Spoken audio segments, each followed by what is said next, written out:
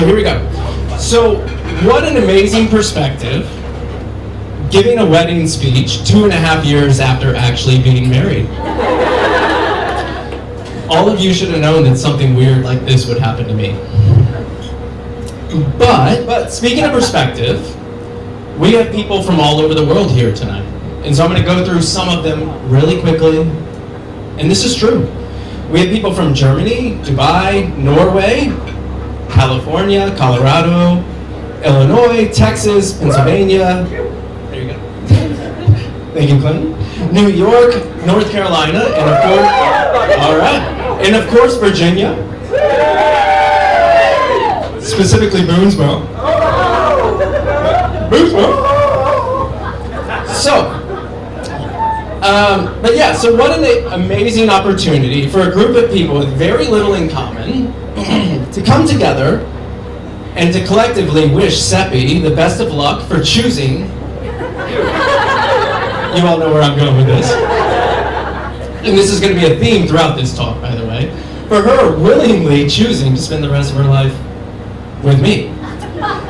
So, I do want to address something though, because as a lot of you know, probably all of you know, this great night is missing a few very, very, very important people. Most of Seppi's family couldn't be here tonight, including her mom, dad, sisters, a lot of aunts, a lot of uncles, a lot of cousins. And a lot of that has to do with the irrational fear that a select few people hold.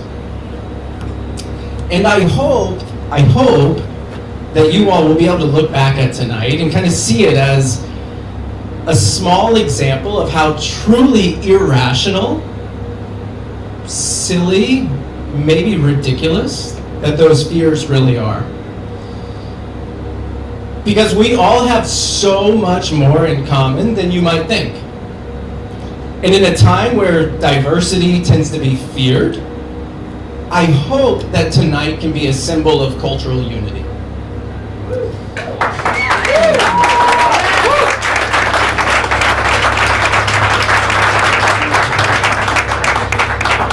So, if there's one thing that I've learned from traveling a lot and meeting people from all over the world, it's that no matter where you're from or what you believe, we all really just want the same thing. We want to make the world a better. We want to make the world a better place. We want to have a positive impact on one another. And of course, people want to be half as lucky, charming, good-looking, funny as me, and humble as well. But in all seriousness, Seppi and I are so incredibly appreciative of our relationships that we have with each and every one of you. And as most of you know, I'm completely overwhelmed with the outpouring of support that we've had. I am living proof that a crazy person from the middle of nowhere, Cornfields, Illinois, and then the middle of nowhere, Southwest Virginia, Blue Ridge Mountains,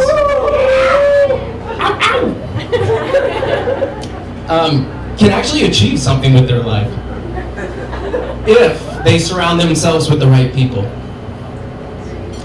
And so Seppi and I thank you so much for being our support systems, our friends, our family, and for being those people that we've chosen to surround ourselves with. So thank you very much for coming. Okay. So, Seppi thinks I'm done talking. Surprise! Hey, call her over. Okay, come on over, Sep. Come on up.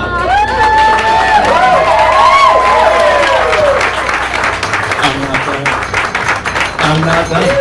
Okay, Shay, I hear you. All right.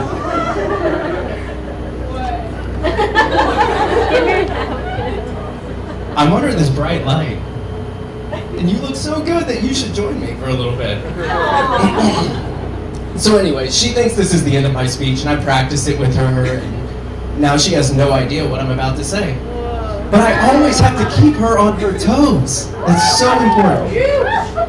All right, so now, let me assure you all, I really, truly do understand how lucky I am. I know a lot of you are shocked, especially the ones that have known me the longest are absolutely shocked that I've ended up with a girl like this. And so I do want to assure all of you that I understand. I really do, and I'm really, yeah. So, let's talk about it for a minute. All right. So, this was several years back, but I remember having a conversation with Evan. Evan, raise your hand. Very good looking. And I told Evan, it was probably 4 years ago, I was like, Evan, I found the one. No, but for real this time, I found the one. And he's like, all right, Brennan, that sounds good, but how do you know that she's the one? And I told him, I said, well, all right, everyone knows I'm weird. I'm eccentric. I'm a little difficult. But the more that I act like my true, genuine self, the more this girl loves me. And what a lot of you don't know is she's freaking weird too.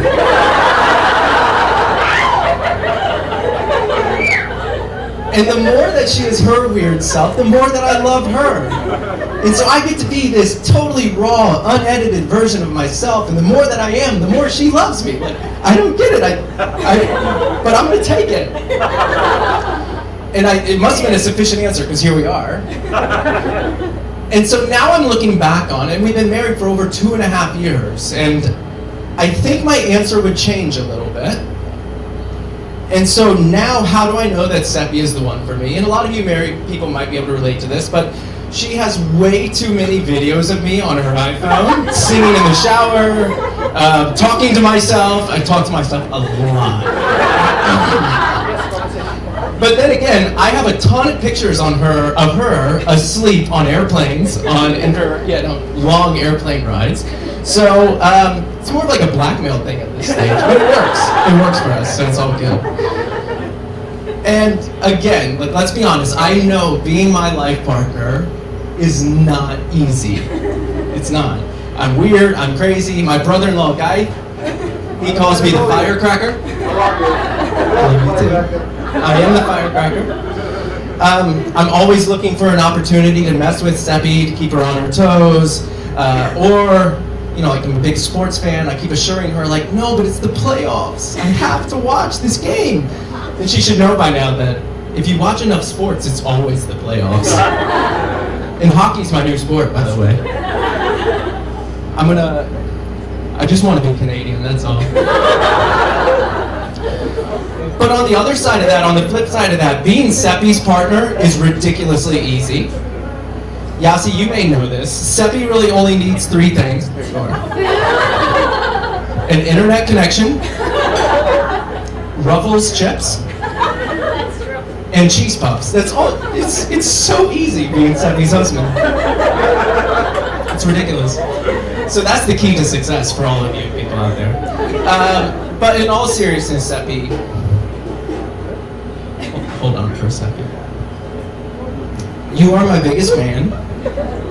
You're my biggest advocate. You're my publicist. A lot of you know that. And maybe most importantly, you're my best friend. What?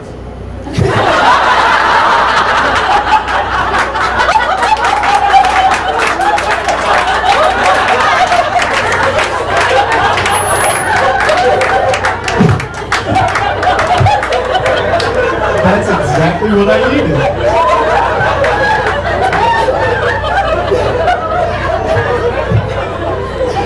That's exactly what I needed.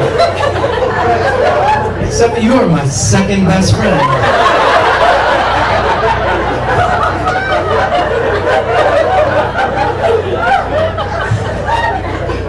Thank you, sir.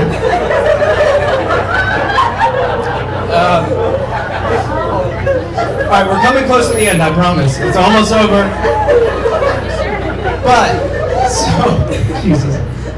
I have grown more in the past 2.5 years as a person, than the first 25 pre-Seppi years of my life, and a lot of you are well aware of that. And so I want to wrap it up with a very, very short 3 lines quote of a poem that most of you have heard, but it's one that's near and dear to my heart, and it goes something like this.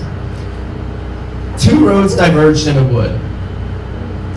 I took the one less traveled, and that has made all the difference.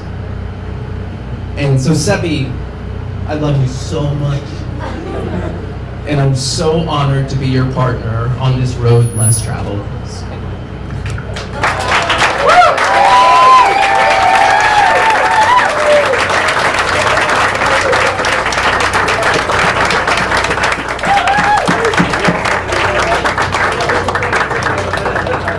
And I love you too, Shay, don't worry.